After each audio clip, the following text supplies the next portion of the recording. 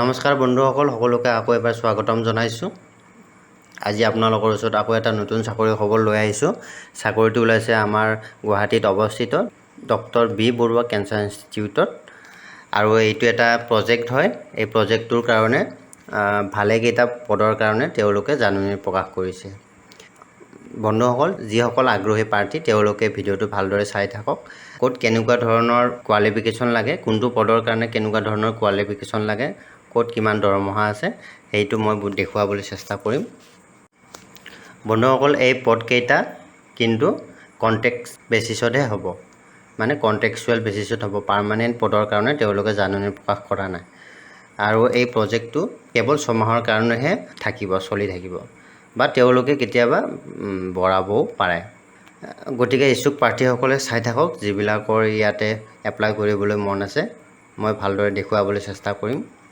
কিন্তু এই পদবিলাকৰ কাৰণে কোনো ধৰণৰ ৰিটেন টেষ্ট নহয়, কেৱল ইণ্টাৰভিউৰ যোগেদি তেওঁলোকে ল'ব। আহক পোনপ্ৰথমতে আমি চাওঁ, ছাৰ্ভেৰ কাৰণে হ'ব এইকেইটা পদ। প্ৰথম পদটো হৈছে ছিনিয়ৰ ৰিচাৰ্চ ফেলো নন মেডিকেল। ইয়াতে আছে সৰ্বমুঠ পদ 8টা, আৰু কোৱালিফিকেশ্যন লাগিব এই পদটোৰ কাৰণে এপিডেমিঅলজি বা পাব্লিক হেল্থৰ সৈতে সম্পৰ্কিত শাখাত PhD হ'ব লাগিব, বা MPhil বা MPHৰ সৈতে 2 বছৰ কাম কৰাৰ অভিজ্ঞতা থাকিব লাগিব, বা ফিল্ড এক্টিভিটিৰ কোঅৰ্ডিনেটিং হিচাপে 5 বছৰ কাম কৰাৰ অভিজ্ঞতা থাকিব লাগিব। এতিয়া আহিছোঁ এক্সপিৰিয়েঞ্চ। সম্পৰ্কীয় ফিল্ডত 3 বছৰ কাম কৰাৰ অভিজ্ঞতা থাকিব লাগিব। ইয়াতে দৰমহা দিছে 30,000ৰ পৰা 50,000ৰ। 2 নম্বৰ পদৰ কাৰণে আহিছোঁ ANM নাৰ্ছ ফৰ ৰিচাৰ্চ। ইয়াতে পোষ্ট আছে 16টা। কোৱালিফিকেশ্যন লাগে ইয়াত BSc নাৰ্ছিং বা জেনেৰেল নাৰ্ছিং আৰু মিডৱাইফাৰী হিচাপে ডিপ্ল'মা থাকিব লাগিব, আৰু এইটো INC MNCত ৰেজিষ্টাৰ হ'ব লাগিব।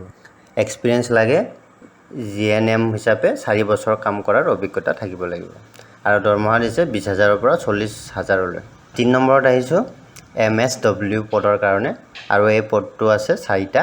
কোৱালিফিকেশ্যন লাগে ছ'চিয়লজিত পষ্ট গ্ৰেজুৱেট থাকিব লাগিব, বা ছ'চিয়েল ছায়েন্স বা ছ'চিয়েল ৱৰ্কত মাষ্টাৰ ডিগ্ৰী হ'ব লাগিব। এক্সপিৰিয়েঞ্চলৈ আহিছোঁ। MSWৰ কাৰণে এক্সপিৰিয়েঞ্চ লাগিব 3 বছৰ কাম কৰাৰ অভিজ্ঞতা হ'ব লাগিব, আৰু দৰমহা দিছে 25,000ৰ পৰা 40,000ৰ ভিতৰলৈ। 4 নম্বৰ পদৰ কাৰণে আহিছোঁ ড্ৰাইভাৰ পদ। ড্ৰাইভাৰ পদটোৰ কাৰণে সৰ্বমুঠ পদ আছে 8টা, আৰু ইয়াত কোৱালিফিকেশ্যন লাগিব হায়াৰ ছেকেণ্ডাৰী। এক্সপিৰিয়েঞ্চ হিচাপে বিচাৰিছে তেওঁলোকে LMV HMV বা HPV ইয়াৰে যিকোনো এটাত লাইচেঞ্চ থাকিব লাগিব, আৰু দৰমহা দিছে 12,000ৰ পৰা 22,000ৰ ভিতৰত। বন্ধুসকল, এতিয়া আহিছোঁ ফৰ ক্লিনিক। এইটো পদ হৈছে মেডিকেল অফিচাৰ। ইয়াতে সৰ্বমুঠ পদ আছে 4টা। ইয়াতে কোৱালিফিকেশ্যন বিচাৰিছে BAMS BDS বা PG ডিপ্ল'মা বা ক্লিনিকেল ৰিচাৰ্চত PG ডিপ্ল'মা থাকিব লাগিব, বা MHA হ'লেও হ'ব। এক্সপিৰিয়েঞ্চ বিচাৰিছে এবছৰ, আৰু ইয়াত দৰমহা দিছে 30,000ৰ পৰা 60,000ৰ ভিতৰত। 6 নম্বৰ পদৰ কাৰণে আহিছোঁ ANM নাৰ্ছ ফৰ ৰিচাৰ্চ। এইবিলাক গোটেই ক্লিনিক পাৰপাছৰ কাৰণে লোৱা হ'ব, আৰু ক্লিনিক পাৰপাছৰ যিটো ANM আছে এই পদৰ কাৰণে সৰ্বমুঠ পদ আছে 4টা, আৰু ইয়াতে লাগিব BSc নাৰ্ছিং বা জেনেৰেল নাৰ্ছিং বা মিডৱাইফাৰীত ডিপ্ল'মা থাকিব লাগিব, আৰু এইটো INC বা MNCত ৰেজিষ্টাৰ থাকিব লাগিব। এক্সপিৰিয়েঞ্চ হিচাপে বিচাৰিছে GNMত 4 বছৰ, আৰু দৰমহা দিছে 20,000ৰ পৰা 40,000লৈ। বন্ধুসকল, 7 নম্বৰ পদৰ কাৰণে আহিছোঁ ফিল্ড ইনভেষ্টিগেটৰ। ইয়াতে পদ আছে 4টা, আৰু এই পদটোৰ কাৰণে কোৱালিফিকেশ্যন বিচাৰিছে এনি গ্ৰেজুৱেট, মানে যিকোনো গ্ৰেজুৱেট হ'লেই হ'ব। BSc বিলাকো দিব পাৰিব, BA বিলাকো দিব পাৰিব, আৰু কমাৰ্চৰ গ্ৰেজুৱেটবিলাকো দিব পাৰিব। আৰু এক্সপিৰিয়েঞ্চ হিচাপে বিচাৰিছে হেল্থ কেয়াৰ ছেটআপত 2 বছৰ কাম কৰাৰ অভিজ্ঞতা থাকিব লাগিব, আৰু দৰমহা দিছে 20,000ৰ পৰা 40,000লৈ। 8 নম্বৰ পদটোলৈ আহিছোঁ লেব টেকনিচিয়ান। ইয়াতে আছে 4টা পদ। কোৱালিফিকেশ্যন বিচাৰিছে BSc থাকিব লাগিব, লগতে DMLT বা DMLT উইথ 5 ইয়াৰ এক্সপিৰিয়েঞ্চ মানে DMLTত 5 বছৰ কাম কৰাৰ অভিজ্ঞতা থাকিব লাগিব বা BSCৰ লগতে DMLTত হ'লে হ'ব যিবিলাকৰ BSc আছে সেইবিলাকৰ DMLT থাকিলে হ'ব আৰু যিবিলাকৰ DMLT আছে তেওঁলোকৰ 5 বছৰ এক্সপিৰিয়েঞ্চ থাকিব লাগিব আৰু এক্সপিৰিয়েঞ্চ বিচাৰিছে হেল্থ কেয়াৰ সেটআপত 2 বছৰ আৰু ইয়াৰ দৰমহা দিছে 15,000 পৰা 25,000 লৈ 9 নম্বৰ পদটোলৈ আহিছোঁ হেল্পাৰ ইয়াতে সৰ্বমুঠ আছে 2টা পদ আৰু কোৱালিফিকেশ্যন লাগিব ইয়াত HSC পাছ আৰু ইয়াতে কোনো ধৰণৰ এক্সপিৰিয়েঞ্চ বিচৰা নাই দৰমহা দিছে 10,000 পৰা 20,000 লৈ 10 নম্বৰ পদটোলৈ আহিছোঁ আয়া সৰ্বমুঠ পদ আছে 4টা আৰু ইয়াত কোৱালিফিকেশ্যন হৈছে মাত্ৰ 10 পাছ কৰিলে হ'ব দৰমহা দিছে 10,000 পৰা 20,000 লৈ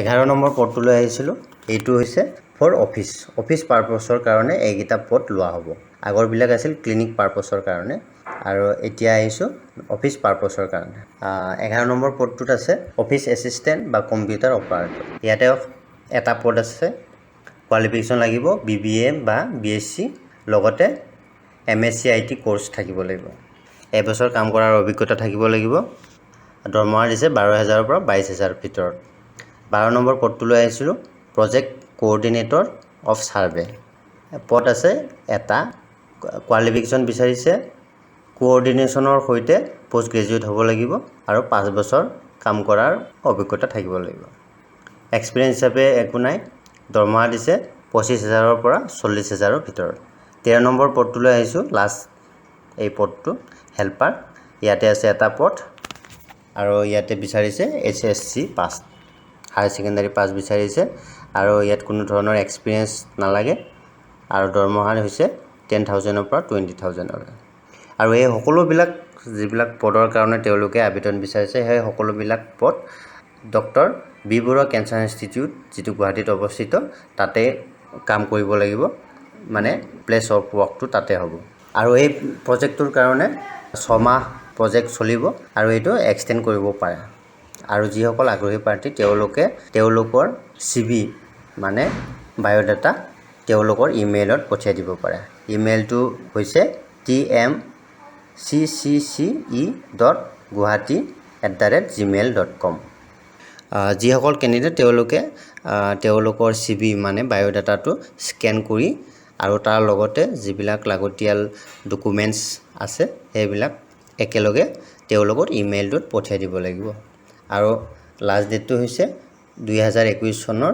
আগষ্ট মাহৰ 2 তাৰিখ বা তাৰ আগতে পোৱা হ'ব লাগিব আৰু যিবিলাক কেণ্ডিডেট এই পদবিলাকৰ কাৰণে এলিজিবল বা যোগ্য বুলি বিবেচনা কৰা হ'ব তেওঁলোকক ইন্টাৰভিউৰ কাৰণে মেইল যোগে খবৰ দিয়া হ'ব মেইল যোগে তেওঁলোকক জাননী দিয়া হ'ব গতিকে বন্ধুসকল ভিডিওটো চাই কেনে পালে আপোনালোকৰ ওচৰত সদায় নতুন ভিডিও আনিবলৈ চেষ্টা কৰোঁ ভাল চাকৰিৰ সম্পৰ্কে যিমান পাৰো আপোনালোকৰ সুবিধাৰ কাৰণে ভিডিওটো যিমান সহজত পাৰি বনাবলৈ চেষ্টা কৰোঁ আজি আছিল এইখিনি আমাৰ ডক্টৰ বি বৰুৱা কেঞ্চাৰ ইনষ্টিটিউটত ওলোৱা চাকৰিৰ খবৰ আগ্ৰহী প্ৰাৰ্থীসকলে আপোনালোকে এপ্লাই কৰিব পাৰে গতিকে আকৌ এটা নতুন ভিডিও লৈ আকৌ আপোনালোকৰ ওচৰলৈ আহিম তেতিয়ালৈকে আপোনালোকক ধন্যবাদ আৰু যিসকল বন্ধুসকলে এতিয়ালৈকে সাবস্ক্ৰাইব কৰা নাই তেওঁলোকে সাবস্ক্ৰাইব কৰে যেন আৰু ইয়াতে কেতিয়াবা বিভিন্ন ধৰণৰ